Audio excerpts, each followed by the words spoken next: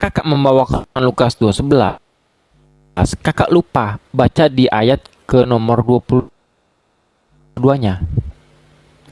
Di sana dikatakan, setelah genap waktu masa pentahiran menurut hukum Taurat Musa, dia diserahkan kepada Tuhan. Sekarang saya tanya, dia ini siapa yang diserahkan kepada Tuhan? Oke, ayat berapa? Lukas 11? Oke, ayat Ya. berapa? Lukas 11? Lukas 2 nomor 22. Silakan buka. Oke, dia diserahkan kepada Tuhan. Masa Tuhan diserahkan kepada Tuhan?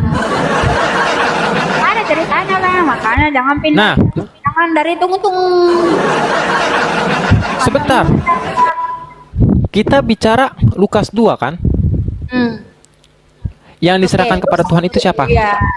Lukas 2 ayat 22 di situ dikatakan menyerahkannya kepada Tuhan. Itu yang menuliskan bernarasi, Bang. Oke, aku tanya, nyanya itu ditujukan kepada siapa? Mungkin kan dia kan nggak mungkin dong berkata menyerahkannya kepada dirinya sendiri. Dia nggak mungkin berkata seperti itu. Karena dia bernarasi Kak, di situ karena dia bersaksi. Makanya dia menulis pertanyaanku, kepada Tuhan. oke, pertanyaanku Dia simpel. Nah, apa? Yang diserahkan itu siapa? Tuhan Yesus. Diserahkan kepada siapa? Ya dirinya sendiri. Berarti dirinya diserahkan kepada dirinya. Iya. Kayak mana lah? Nah, Tuhan diserahkan kepada Tuhan. Kayak mana lah Kak Tasya ini? ini dia dulu. Tuhan diserahkan kepada Tuhan. Nih, Hmm. kamu bilang Lukas 2 ayat 11 itu tadi juru selamat toh? Siapa Ya. itu juru selamat? Dalam jawabannya ada dalam Alkitab. Yesaya 43 ayat 11. Akulah Tuhan dan tidak ada juru selamat selain daripadaku. Yang artinya dia adalah dia sendiri. Juru selamat itu ya Tuhan itu sendiri. Jadi tidak ada itu perwakilan atau manusia yang mengutus atau yang menebus, nggak ada. Jadi cuma Tuhan yang mengutus menebus. Gimana sih? Tuhan yang mengutus dan Tuhan yang menembus. Iya, Tuhan mengutus Oke. dirinya sendiri, dia juga menembus itu manusia itu dirinya sendiri. Kayak mana lah Nggak ada Tuhan mengutus perwakilan. dirinya sendiri. Apa lagi? Silakan buka Daniel 9:10 Kak. Buat tres dong. Saya mau beli nanti satu karung box. Seharusnya yang beli satu karung bodrek buat kakak. Karena mana ada Tuhan mengutus dirinya sendiri, mana ada Tuhan mengutus Tuhan, nggak ada Kak. Nggak ada. Keluaran 3 ayat 14. Keluaran berapa? Keluaran 3 ayat 14. Oke. Tapi sebelumnya saya minta dulu. Di mana ada kata Yesus mengutus para nabi? Ada. Matius 23:34. Yang mengutus para nabi. Matius 23 nomor 34. Baca dulu, Itu. Keluaran 3 ayat 14. Nih aku kasih Keluaran lihat. berapa? Keluaran 3 Oke, ayat buka. 14. Keluaran berapa? Keluaran Saya 3 jabanin ayat Kak. 14. Keluaran berapa? Keluaran 3 ayat 14. Oke, silakan baca. Oke, nih. Aku telah mengutus aku kepadamu. Itu mengutus dirinya sendiri. Ada lagi Mana? ayatnya. Baca dong. Aku telah mengutus aku kepadamu. Ya. Terus saja. Terus aku mengutus rohku juga. Ada juga. Jadi berbicara mengutus itu Bang, itu adalah roh Tuhan itu sendiri yang diutus itu adalah pribadi Bapak. Berarti Yesus dan Bapak ini satu pribadi. Iyalah. Oke. Aku dan Bapak satu. Lama. Yohanes 10. 30. Kakak lupa baca di nomor 29-nya, Kak. Inilah teman-teman Kristen nggak pernah belajar, Kak. Di sana, sewaktu saya masih Kristen, itu bukan mengatakan satu pribadi atau satu entitas. Salah. Tentang apa? Oke. Di sana mengajarkan tentang pengembalaan. Makanya judul perikopnya Yesus ditolak oleh orang Yahudi. Bener nggak? Saya. Sekarang saya tanya, bener nggak? Yesus ditolak oleh orang Yahudi. Yohanes 10 itu. Yohanes 10:30 kan? Iya, aku dan Bapak satu. Satu apa? Satu roh. Satu apa? Apa? Berarti yang mati disalib, berarti yang mati disalib itu adalah Bapa. Betul. Alamak. Oh, kenapa? Berarti Tuhan kakak mati. Iya betul. Wahyu 1 ayat 17 dan 18 itu dikatakan Berarti- itu. Aku telah mati. Lalu aku juga hidup untuk selama-lamanya. Alamak, bahaya, Bah.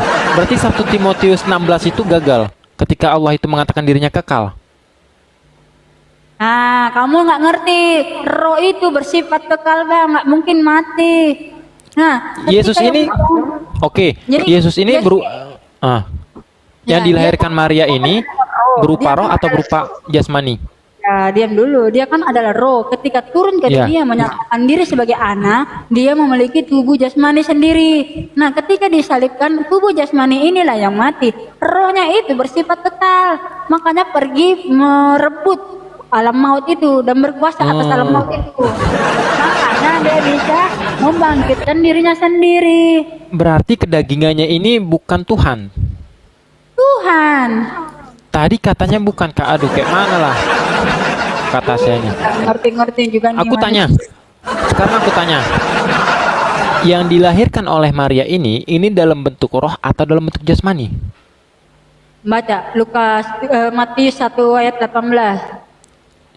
Inilah anak tunggal, gitu. Bukan. Apa? Silakan, Kak. Ternyata ia mengandung dari Roh Kudus. Mengandung, Kak, kalau mengandung dari Roh Kudus, Elizabeth juga dari Roh Kudus, Kak. Lukas 1:41. Silakan Iya, Lukas 1:41. Beda. Bedanya di mana? Oke. Mana buktinya? Yohanes pernah berkata, aku ini bersama dengan Bapa. Aku ini adalah anak Allah. Mana? Mana? Kak, bangsa Efraim, Kamu bilang kan, Yohanes itu juga lahir dari Roh Kudus. Yesus juga saya nggak lahir- bilang Yohanes. Saya nggak bilang Yohanes, saya bilang Elizabeth, makanya didengarkan baik-baik. Iya, kan namanya Yohanes toh. Yohanes Iya. Pembaptis. Coba buka Lukas 1:41. Lukas 1:41.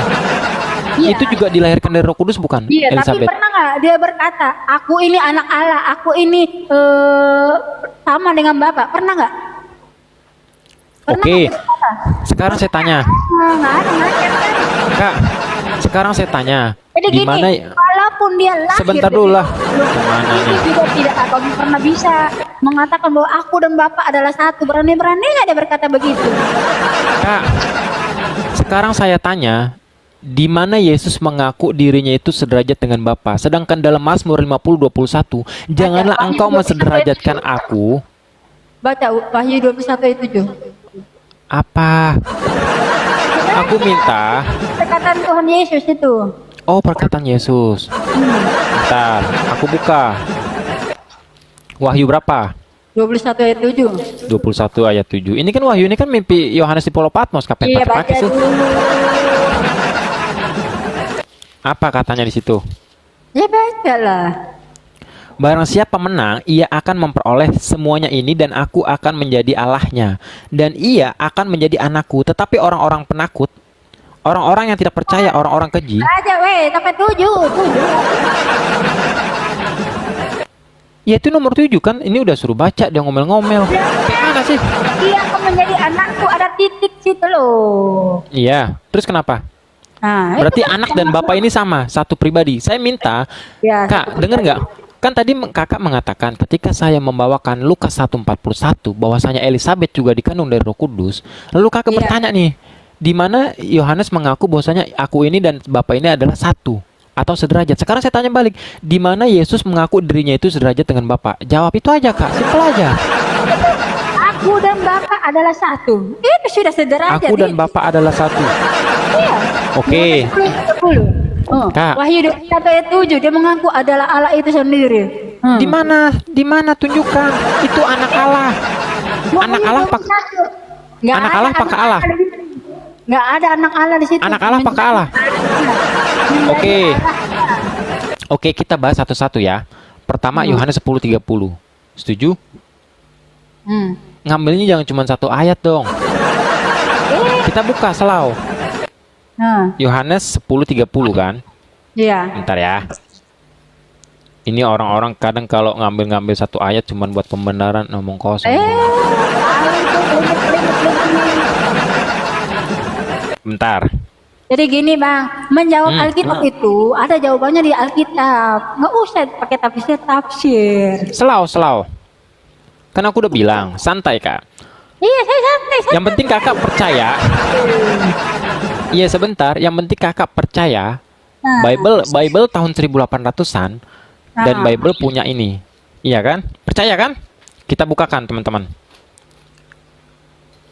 Kita lihat di sini. Yeku dan Bapa adalah satu. Pertama kita lihat dari nih bentar ya. Mana? Di sini nih. Yohanes 10 nomor 30 kan? Iya. Bentar ya. Aku dan Bapa satu. Ini.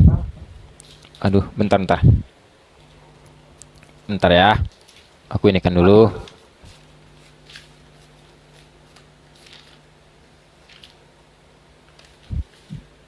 Nih. Yohanes 10. Kelihatan nggak? Enggak. Nih. Ini kan yang kakak bawakan. Di nomor ke-30. Aku dan Bapa adalah satu. Ini kan?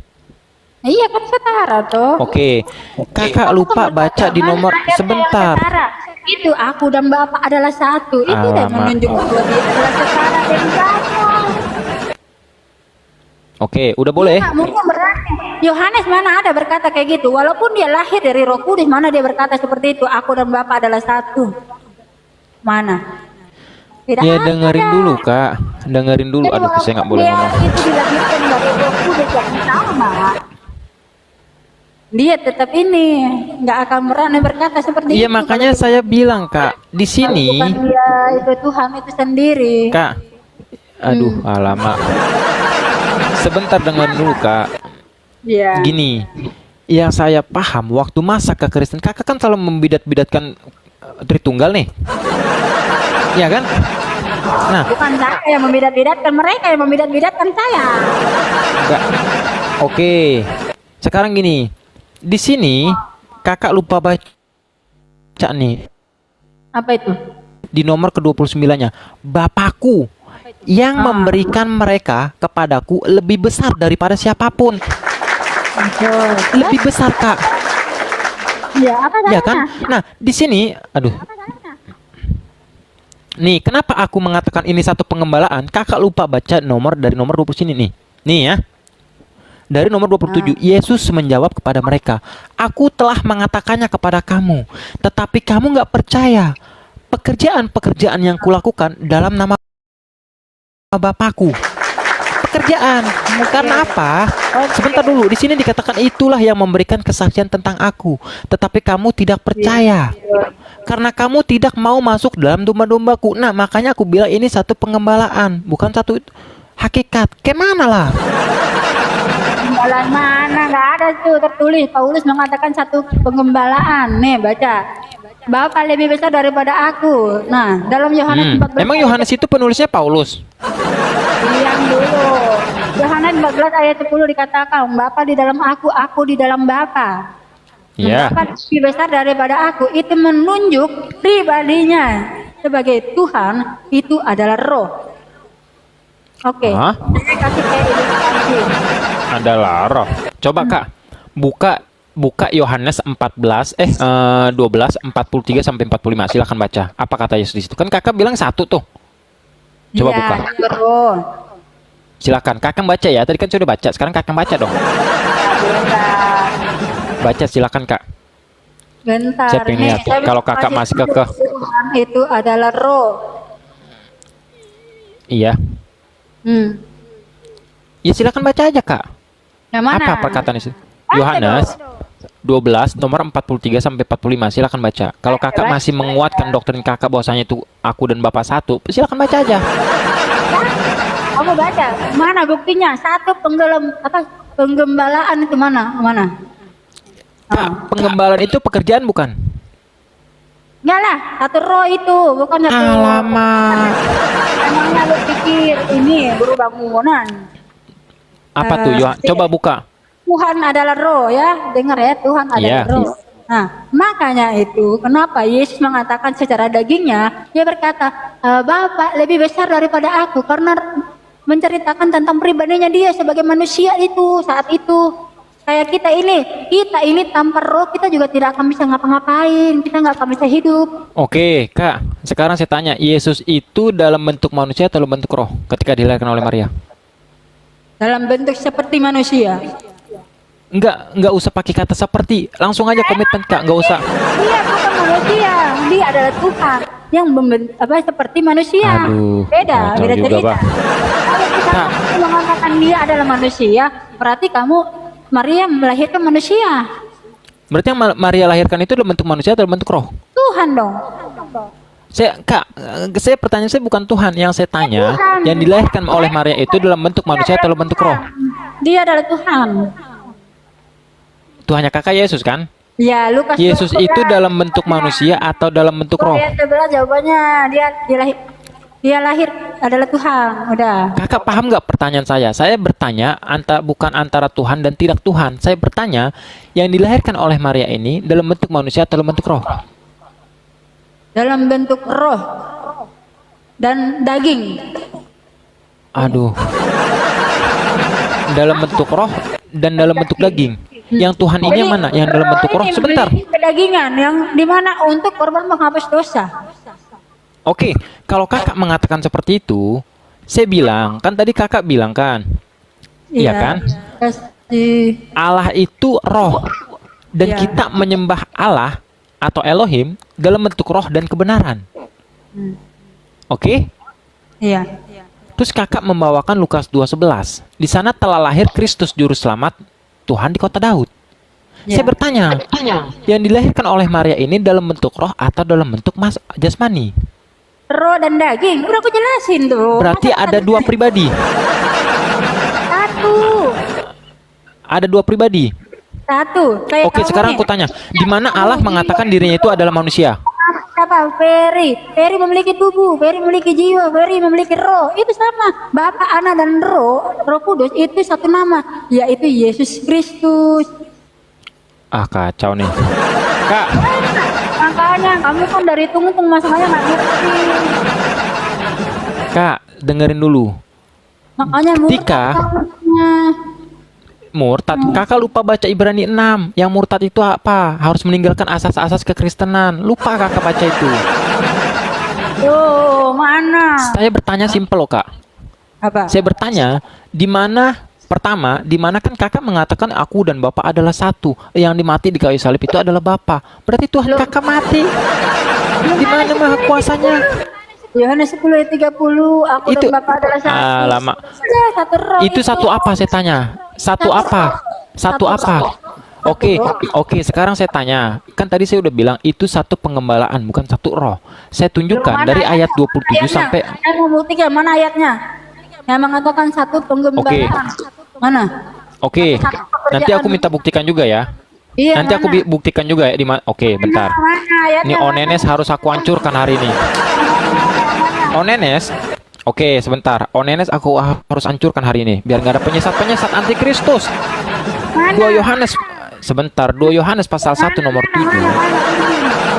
Antikristus adalah yang menolak Yesus sebagai manusia. Sekarang akan aku hancurkan Onenes. Sebentar. Mengakui dia datang seperti manusia, bukan datang Oke. sebagai manusia. Dia datang seperti manusia. Udah? Mana? Oke. Kakak minta tunjukkan kan di mana di situ dikatakan satu pekerjaan. Setuju? Satu. Inilah, karena- penggembalaan. Yang tertulis satu penggembalaan karena kamu berkata itu. Oke. Sebentar. Nanti aku juga minta tunjukkan di mana di situ dikatakan satu roh atau satu pribadi. Oke ya? Iya, mana? Oke. Kakak kalau baca dari sini dong. Jangan ngambil satu ayat dong. Sebentar. Dia itu datang dengan roh dan daging, bukan hanya sekedar roh lahir. Iya dengerin Kak. Aduh. cepetan. Dengerin kan kakak minta ayatnya. Ya. Di sini judul perikopnya Yesus ditolak oleh orang Yahudi. Nah, di sini kakak baca dari awal dong. Tidak lama kemudian tibalah harinya pentabisan bait Allah. Di sini jelas-jelas bait Allah bukan bait Yesus. di Yerusalem ketika itu musim dingin dan Yesus berjalan-jalan di bait Allah. Nih, masa kalau mau ganti aja Yesus berjalan-jalan di bait Yesus. Ganti aja begitu. Kan Bapa dan Yesus adalah satu. Eksistensinya Allah itu kan eksistensinya. Ya sebentar. Nah, dalam Yohanes 4 kan ayat 24 kan dikatakan eksistensinya Allah itu apa? Adalah roh. Ya kakak sedangkan kakak tadi mengatakan Yesus itu setengah roh, setengah manusia. Nggak ada manusia, daging. Ya terserah kakak mau bilang daging kek, mau bilang sapi kek. Nah, sebentar kak, di sini nih aku tekankan ya. Di Serambi Salomon, maka orang-orang Yahudi mengelilingi dia dan berkata kepadanya, berapa lama lagi engkau? Nih, ini kan kakak yang baca ayatnya tadi kan. Di sini, nih kita baca dari 25. Yesus menjawab mereka, aku telah mengatakannya kepada kamu, tetapi kamu nggak percaya, sama kayak Onenes.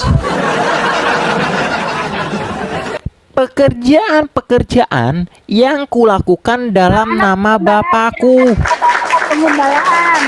Ya, Nggak ada kata-kata penggembalaan. Kamu kan tadi berkata satu penggembalaan mana? ya sebentar kak. Pertama, kita lihat di sini. Ini satu pekerjaan. Kenapa Yesus menerima pekerjaan dari Bapaknya? Makanya di sini dikatakan, kamu tidak percaya. Pekerjaan-pekerjaan yang kulakukan dalam nama Bapakku, itulah yang memberi kesaksian tentang aku. Tetapi kamu tidak percaya, karena kamu tidak masuk dalam domba-dombaku. Nah, ini gembala, makanya di sini dikatakan domba. Karena kamu nggak masuk dalam domba-dombaku. Domba-dombaku mendengarkan suaraku, dan aku mengenal mereka, dan mereka mengikuti aku. Yang namanya domba kak berarti ada pengembala. Di sini satu pengembala dan satu pekerjaan. Sekarang saya minta kakak, di mana datanya di situ dikatakan bahwasanya satu pribadi atau satu hakikat dengan Bapa. Silakan. Silakan, Jangan Kak. ketawa. Oke, konteksnya masih Yohanes 10 ya. Jangan lari kemana-mana ya.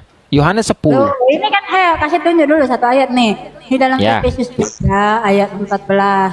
Di situ dikatakan, berkenan Apa? dengan itu aku menekuk lututku kepada Bapa Tuhan kita Yesus Hamasiah. Ini ada Paulus mengatakan Yesus itu adalah Bapa. Itu artinya satu pribadi. Kak, kakak kalau mau lari kemana-mana, aku juga bisa. Banyak ayat yang menguatkan Iya, bahwasanya saya Yesus cuma itu nggak mencoba. satu pribadi dengan Bapa. Kalau kakak membawa perkataan Paulus nomor 6, kita hanya punya satu Bapa yaitu Elohim dan punya satu Tuhan yaitu Yesus. Dua. Nah, sekarang kan tadi kan judulnya kita membahas Yohanes 10. Oke, Yohanes Aku 10 sudah ya. membuktikan.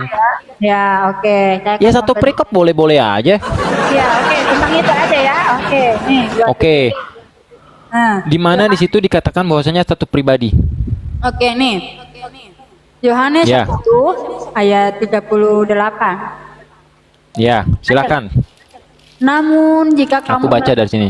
Ya, namun jika aku melakukannya, sekalipun kamu tidak percaya kepadaku, percayalah terhadap pekerjaan-pekerjaan.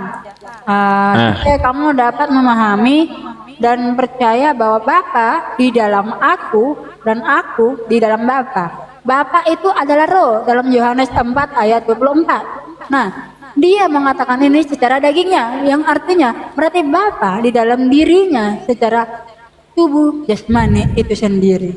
Itu adalah satu pribadi. Kak, tadi lagi? di situ ada kata pekerjaan-pekerjaan. Coba kakak baca baik-baik. Iya. Ya.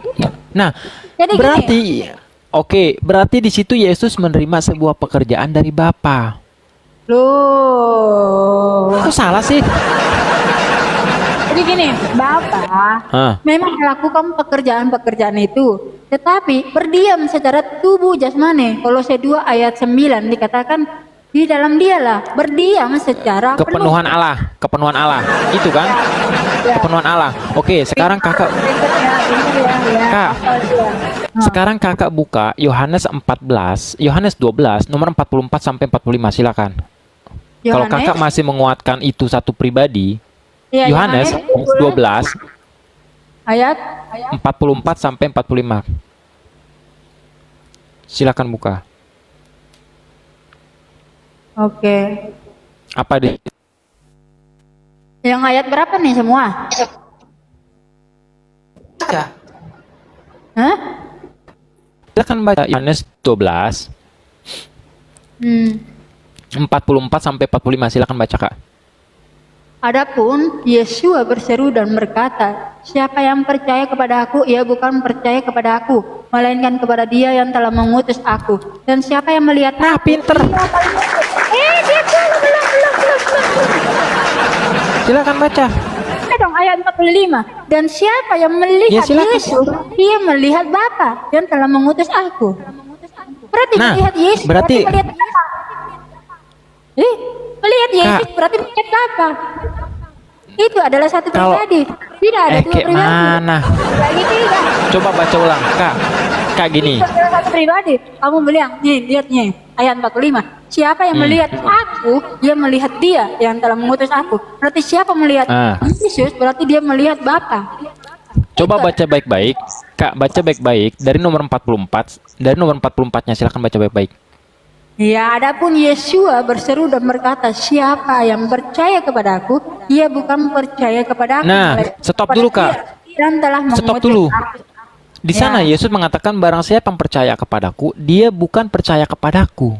Ya, secara Tetapi daging. kepada dia yang aduh alamak daging lagi. Mengatakan secara dagingnya. Siapa yang percaya kepada aku, menunjukkan kepada dagingnya. Dia bukan percaya kepada aku, melainkan kepada dia yang telah Nah, mengutus berarti aku. percaya kepada dia yang telah mengutus aku. Yesus di situ mengatakan, bukan percaya kepadaku, tetapi percaya kepada dia yang telah mengutus aku. Karena Tuhan itu roh, Bang.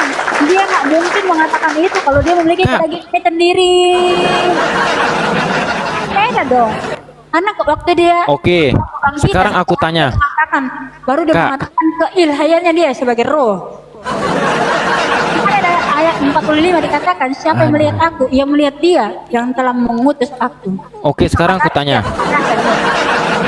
Kakak kan selalu membawakan bahwasanya itu ada roh dan ada kedagingan, setuju?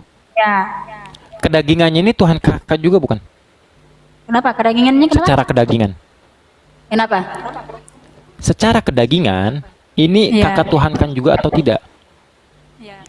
Kakak Dia Tuhankan dah- juga. dia Daging itu- ini makhluk dia- atau bukan? Diam dulu, diam. Dia itu adalah roh. Tuhan itu wujudnya itu adalah roh, eksistensinya. Ketika turun ke dunia, dia memiliki daging, tubuh jasmani. Jadi itu adalah satu pribadi. Kak, oke, saya nggak mempermasalahkan itu. Yang saya Dia disalibkan, Aduh. terus bangkit, dia memiliki tubuh kemuliaan itu sendiri, tubuh kekal, yaitu roh itu sendiri. Kak, sebelum saya masuk ke dalam tubuh kemuliaan, saya bertanya, yang secara kedagingan atau jasmani ini kakak Tuhankan juga atau tidak? Ya sama kan, satu pribadi. Berarti kakak Tuhankan juga. Nah, Ya, manusia ini yang secara ya sebentar, manusia ini yang secara kedagingan ini makhluk atau bukan? Yang iyalah, orang Tuhan kok mana ada makhluk itu. Aduh. Kak, saya tanya, yang kakak sembah atau yang kakak Tuhankan ini yang dalam bentuk secara kedagingan, itu kan manusia kan? Tuhan. Mana Yang ada bernama manusia? Yesus. Mana ada manusia? Kayak mana lah? Berarti Yesus ini bukan manusia. Dia Tuhan, datang seperti manusia. Manusia atau bukan? Simpel aja Kak jawab. Tuhan. Iya, Tuhan ini yang datang ini dalam bentuk manusia atau dalam bentuk bukan manusia? Tuhan seperti Saya- manusia. Beda, Kak, beda cerita. saya ingin jawaban misalnya itu saya secara mengatakan komitmen. gini, kalau saya mengatakan dia lahir seperti manusia, maka dia adalah manusia. Dia memiliki darah manusia. Kakak denger nggak? Nah, Kakak kalau denger nggak? Tuhan berarti dia memiliki darah Tuhan, tubuh Tuhan, gitu loh. Nah, berarti secara jasmani ini adalah Tuhan kakak juga. Kenapa? Yang secara kemanusiaan ini kakak Tuhankan juga dong. Cara manusia. Kan dia Lah kan yang lahir manusia. Daging ini manusia bukan sih? Tuhan, daging Tuhan. Daging Tuhan ini Tuhan bukan? Ya Tuhan lah, pusing Tuhan. dia. Kakak buka Roma 1 nomor 25. Oke, Roma 1 nomor 25.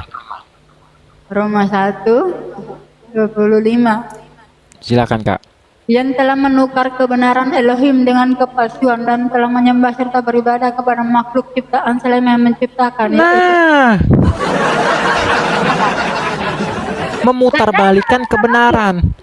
Saya tidak menyembah makhluk, yang saya sembah adalah Tuhan. Gimana kau? Iya. Kak, kan tadi kakak bilang ketika dia datang ke dunia, dia berupa daging dalam bentuk manusia. Manusia ini makhluk bukan? Saya butuh kejujuran kakak.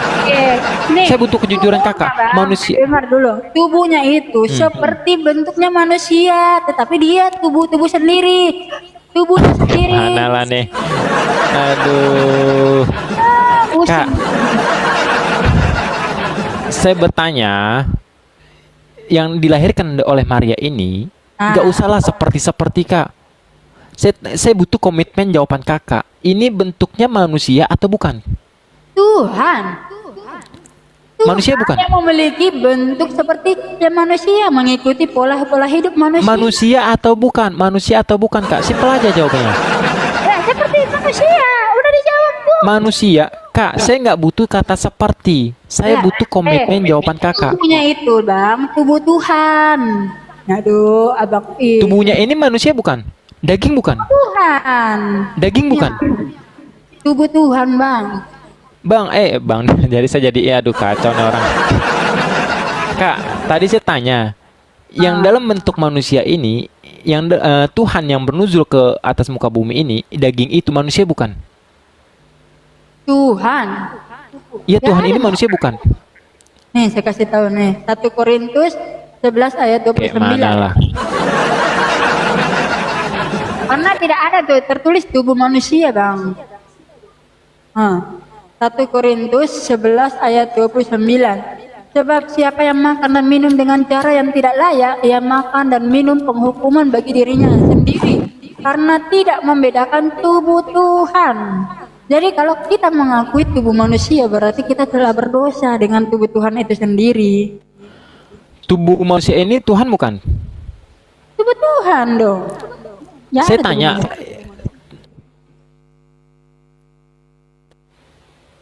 kakak paham nggak sih pertanyaan saya? Kakak paham nggak sih pertanyaan saya? iya. Apa pertanyaan? Paham. Jaringanmu.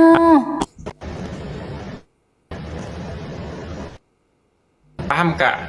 Mana jaringannya? Ya. Pergilah, jangan berbuat dosa lagi. Mana jaringannya? Ya. Tuhan tolonglah aku. Pergilah, pergilah dia. Dengar ya. Nah, kan Apa sih? jaringannya tidak mendukung.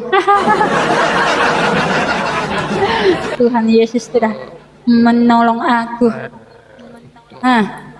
Apa sih? Udah Bang, ulang lagi jaringannya. Soalnya handphoneku habis jatuh Udah nih, jadi selesai nge-lag. jaringannya. Selau aja. Kan jaringan udah handphoneku itu. tuh habis jatuh. Selau aja sih. Tuh ya, Ada kiki. Kak, ini Kak.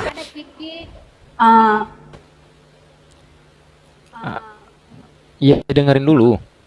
Apa? Gini Kak ya, di Islam itu nggak diajarkan untuk memaksa keimanan orang lain. Ih, sama. Tapi saya butuh kejujuran Kakak.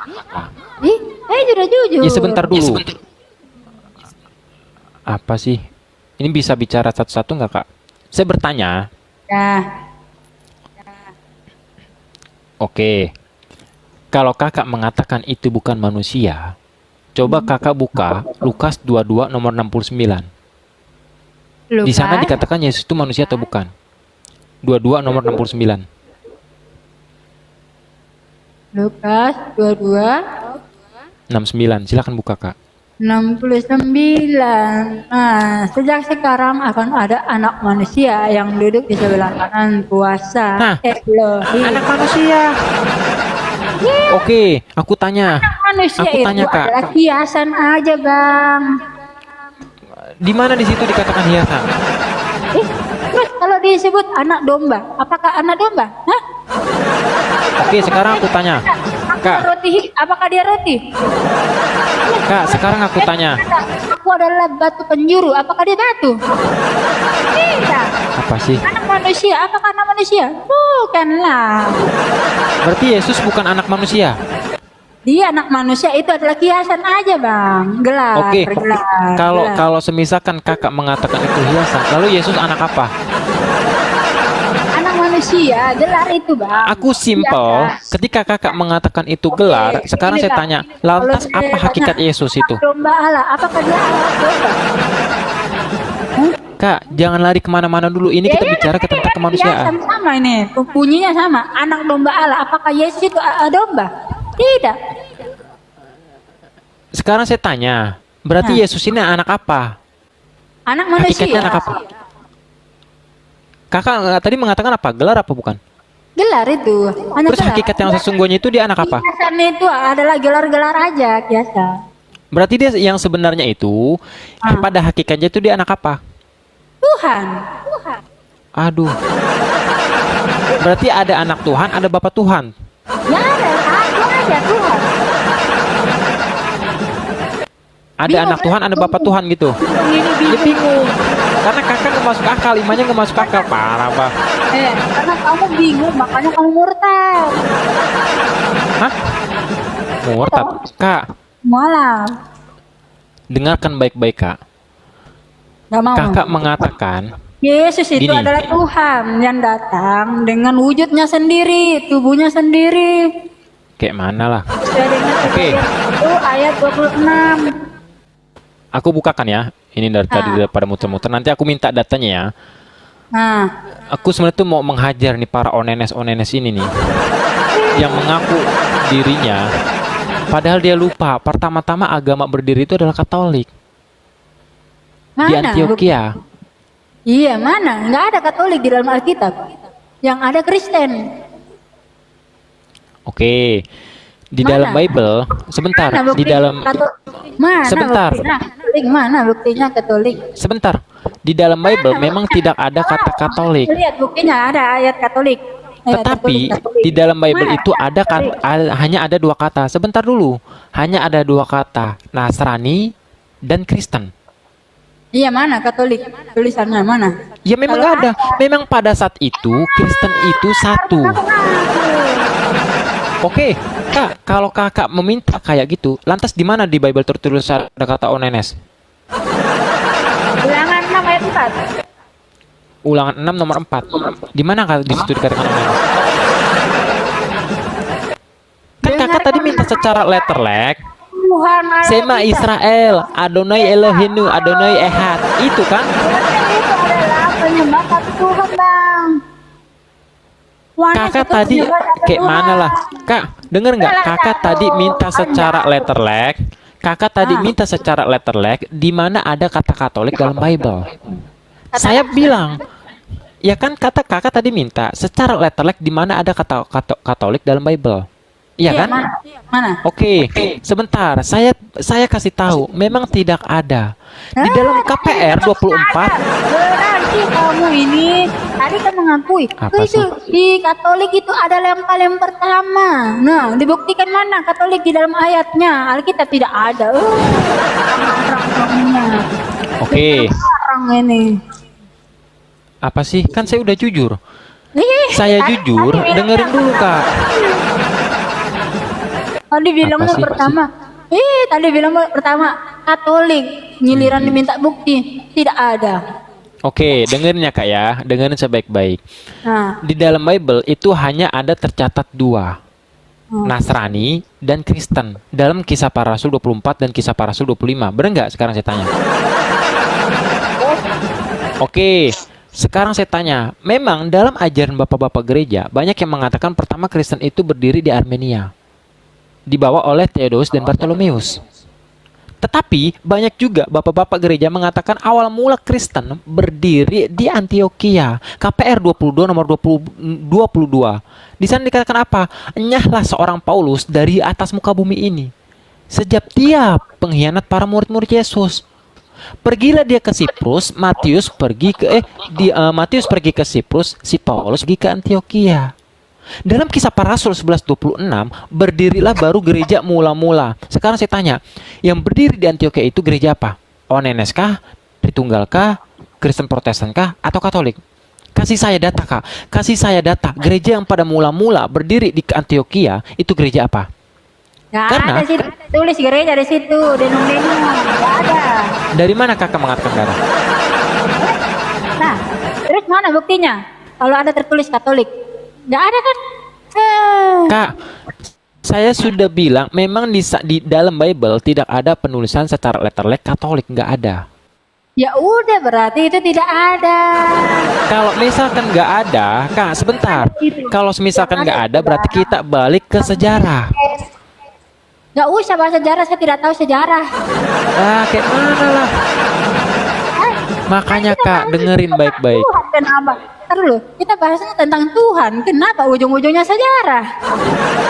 Karena pertama adalah saya ingin menghancurkan para ONNS. Pertama, saya ingin membawa kamu kembali kepada Tuhan Yesus. Nggak mau.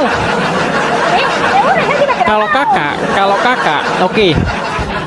Kak, kalau kakak ingin membawa saya kembali kepada Yesus, sekarang kakak bicara sejarah dengan saya, mau nggak? Apa tuh? Ya kan kita kan bahas sejarah nih. Setahu saya, pada mulanya itu berdiri Aduh, gereja tidak tahu Katolik. kalau sejarah, saya jujur aja, saya tidak tahu. Nggak tahu tapi sok tahu kan? Nah, kakak tahu sendiri. Oke, aku tanya, lebih dulu mana Protestan atau Katolik? Protestan atau Katolik? Nggak ada Katolik Ya. yang pertama. Yang ada tuh Ortodoks. Sekarang- ngaku. Oke, sekarang saya tanya, apakah Ortodoks itu denomnya ONNS? Mengaku Tuhan itu sederajat dengan Bapa? Ada yang mengaku, ada yang Di mana? Oke, sekarang buktikan sejarahnya dari bapak-bapak gereja Ortodoks mengatakan Yesus. Sejarah sih. Nah, nggak tahu, makanya saya jelaskan Kak. Makanya saya jelaskan. Saya walaupun sudah meninggalkan iman Katolik saya, dengerin dulu Kak, dengerin. Pada mulanya itu berdiri kepausan itu dari zamannya Santo Petrus. Dari beberapa murid Yesus yang bernama Petrus di sana. Dikumpulkanlah para kardinal di Antioquia, baru pertama kali itu memang Ortodoks. Tetapi kakak lupa, di atas Ortodoks ada namanya Nasrani. Di Islam itu dikatakan Nasoroh. Pengikutnya dikatakan Hawariun. Sekarang aku tanya, di dalam Bible kakak ada kata Nasrani nggak? Nih aku kasih tahu nih dulu lah sejarah. Nggak, sebentar. Tentang sejarah nih. Ya, Kenapa? silakan. Nih, sejarah Katolik mencangkup berbagai peristiwa termasuk beberapa melibatkan kekerasan dan pembunuhan.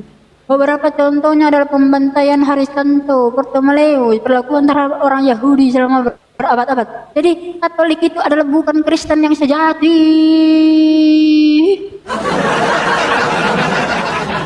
Katolik bukan Jadi Kristen yang Katolik- sejati. Bukan, itu buktinya. Mana ada orang yang memiliki kasih membun-bun? Mana ada? Lah, Ada orang Katolik membun-bun. Tuhan kakak sendiri. Makanya kenapa ada Martin Membunuh kok. Luther berjuang seperti itu membela keimanan. Makanya Apa yang dibela? Kenapa disebut Oke, Protestan? kakak lupa. Disebut Protestan karena Sebentar. tukang protes. Karena dia memprotes. Memprotes kenapa Apa sih? ini?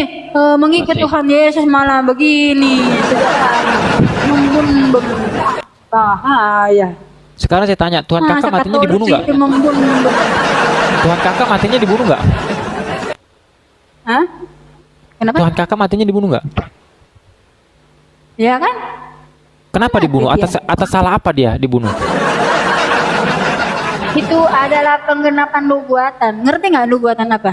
Oke, yang namanya tergenapi berarti harus ada nubuat. Ya. Setuju? Oke, gini Kak, sebentar. Yang saya pelajari waktu saya masih kekatolikan, Ini kita nggak usah bahas Katolik lah ya, kita bahas kekristenan. Malu dia, Kita nggak malu usah. dia. Apa sih? Sejarah Katolik dibuka, sejarah Katolik dibuka. Sebentar dulu kak. Kalau kamu baca Ini kita- ya sejarah Katolik ya, kalau kamu baca sejarah Katolik ya, itu. Wah. Jadi makanya kenapa Martin Luther itu adalah disebut Protestan karena dia memprotes. Kak, dengerin dulu.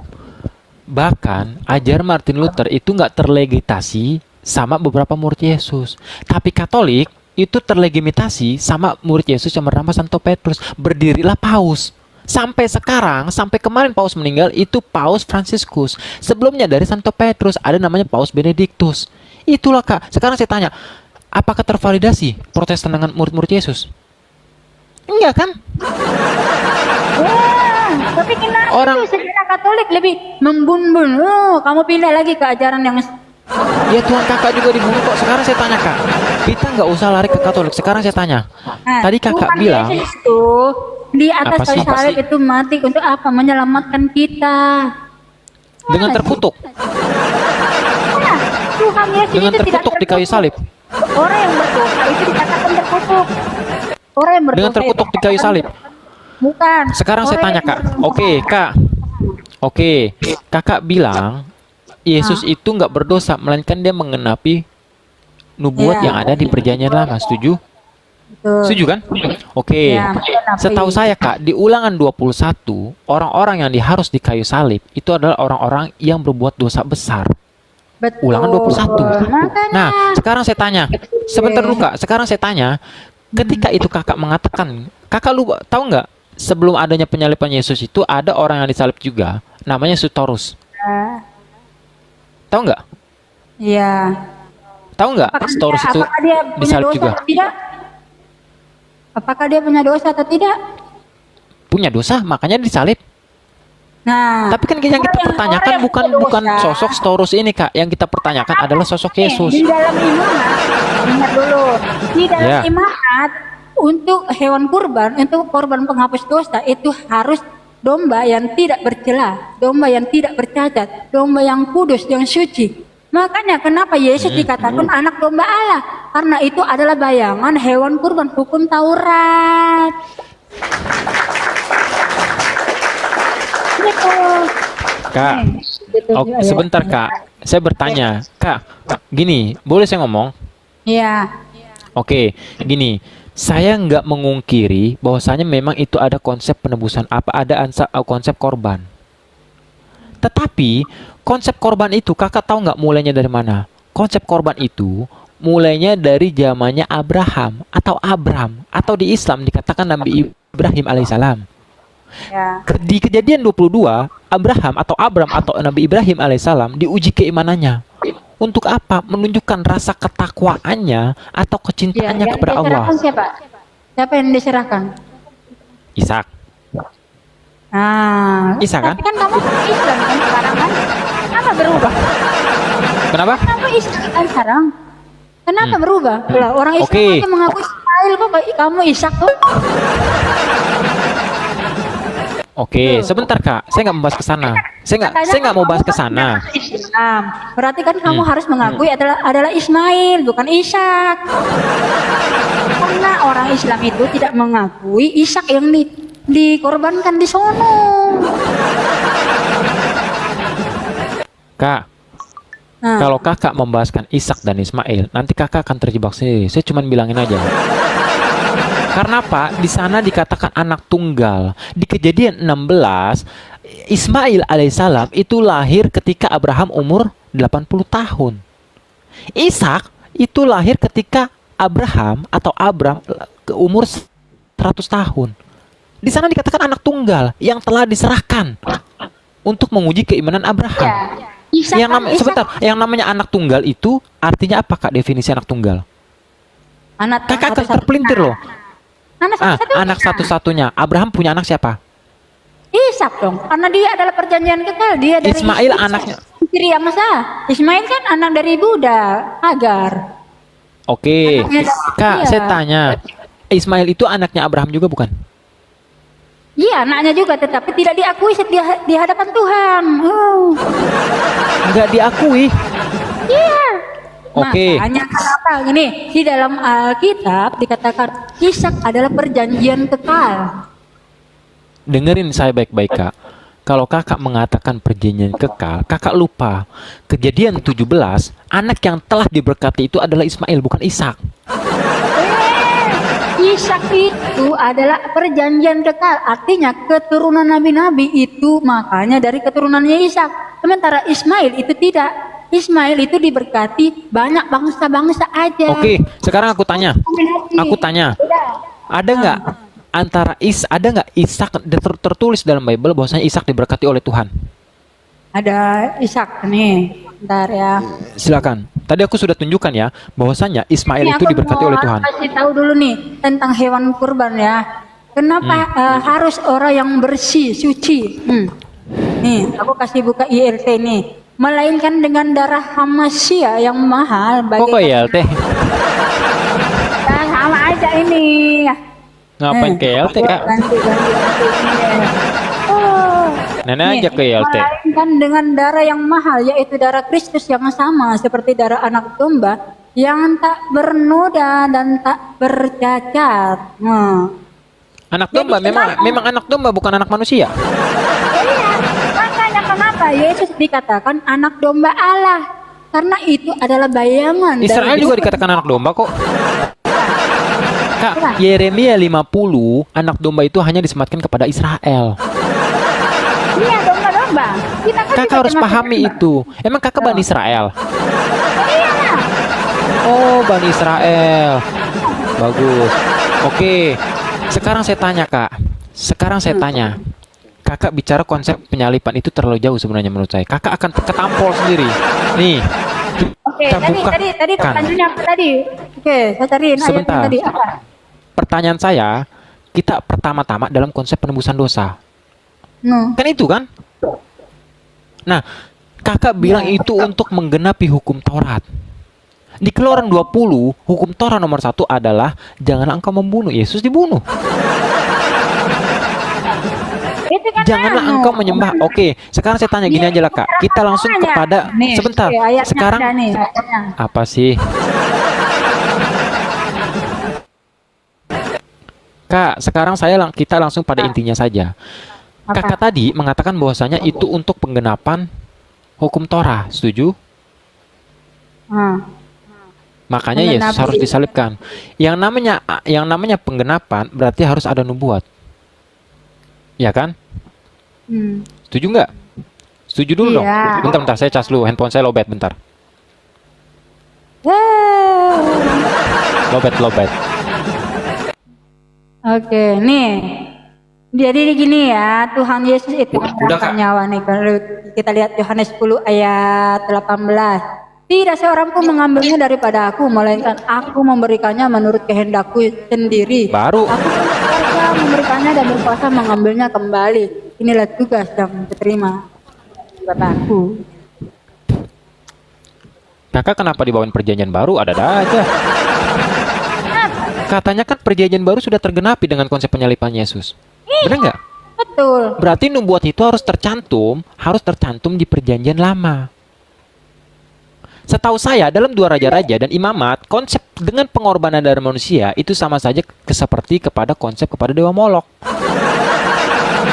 Nah, sebentar Kak, pertanyaan saya satu. Sama. Oke, pertanyaan saya satu. Di mana? Tanya, Apa sih? penebusan apa di dalam agamamu sekarang? Penebusan kayak gimana di dalam agamamu? Penebusan. Apakah ada penebusan? Iya. Oke, sebentar. Ada nggak? Ada nggak? Jelaskan dong. Sebentar. Kamu tadi sama saya, giliran saya bertanya lagi.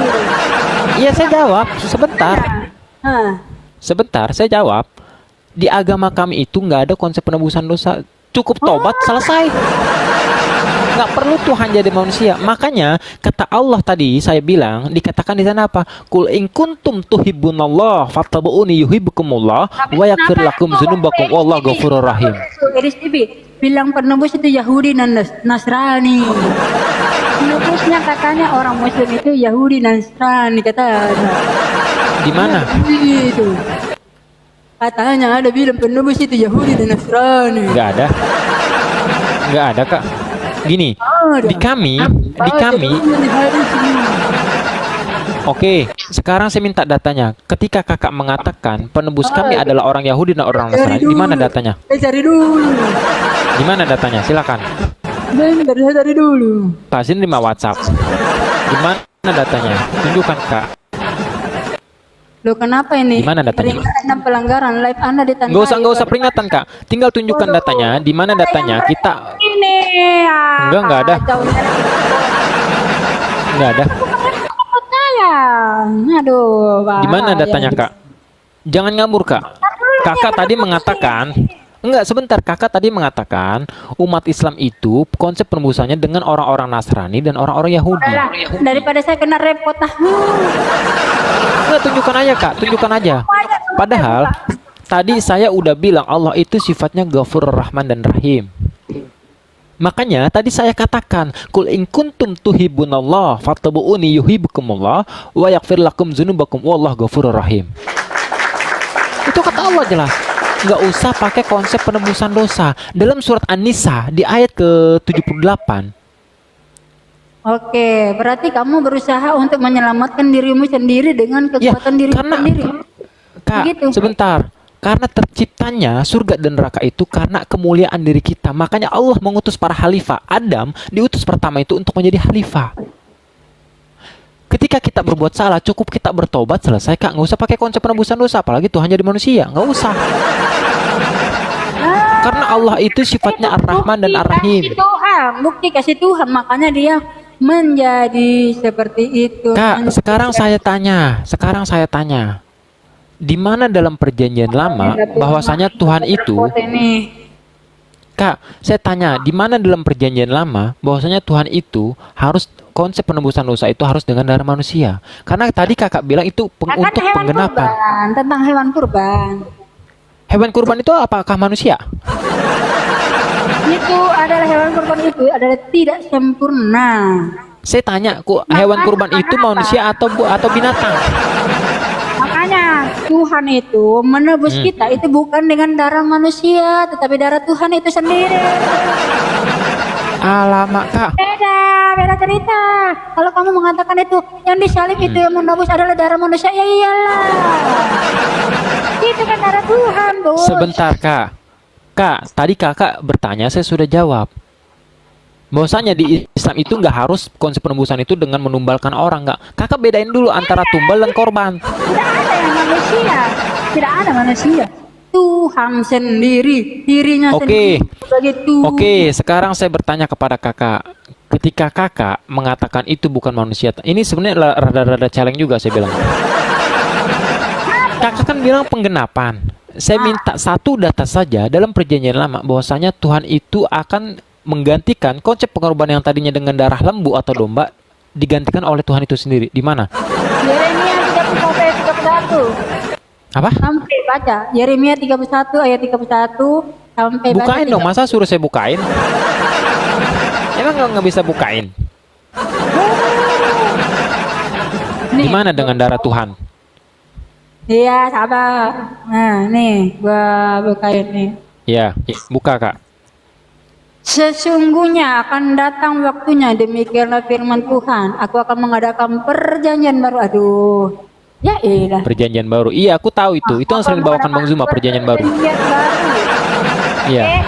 Nah, bukan seperti perjanjian yang telah aku adakan dengan nenek moyang mereka pada waktu.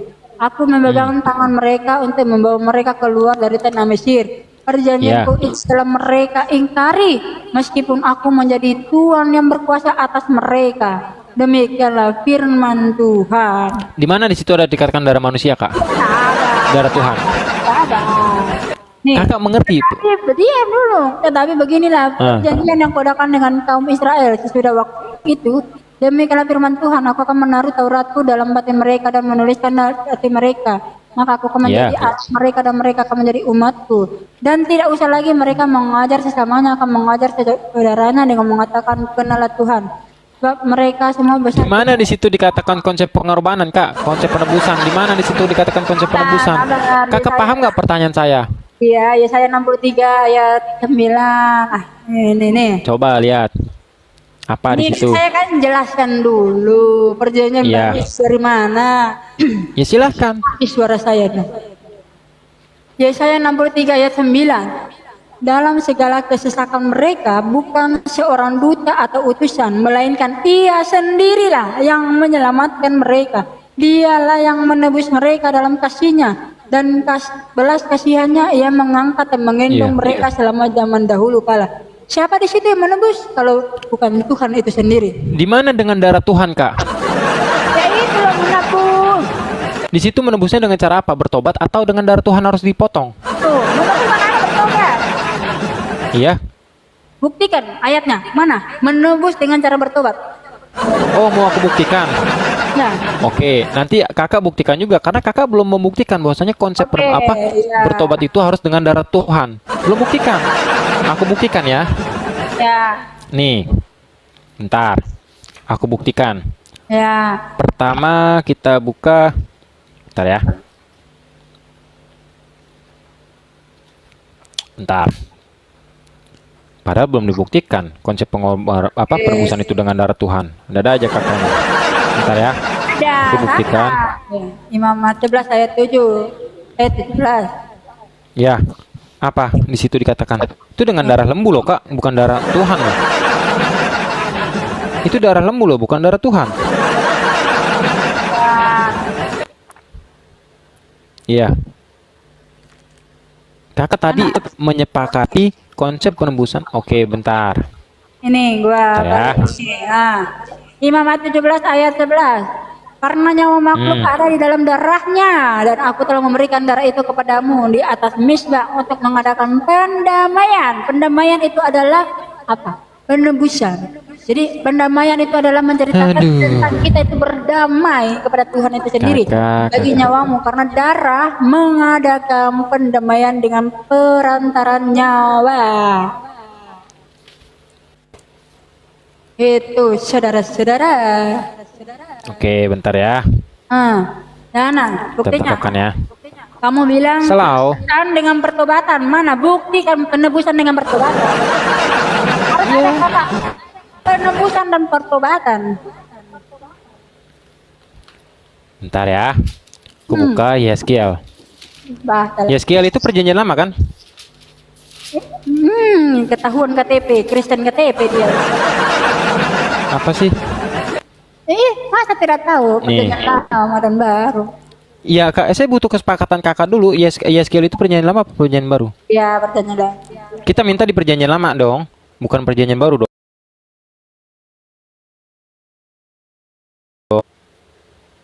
Wah, kayak mana nih? Nih. Kemana dia? Wah, kacau ngabur.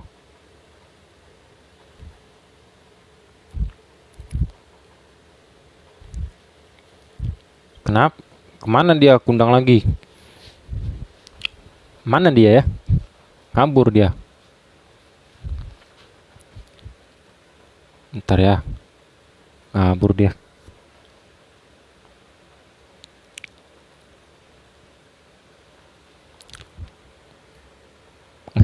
Kemana dia, nggak tahu dia. Parah, Oten.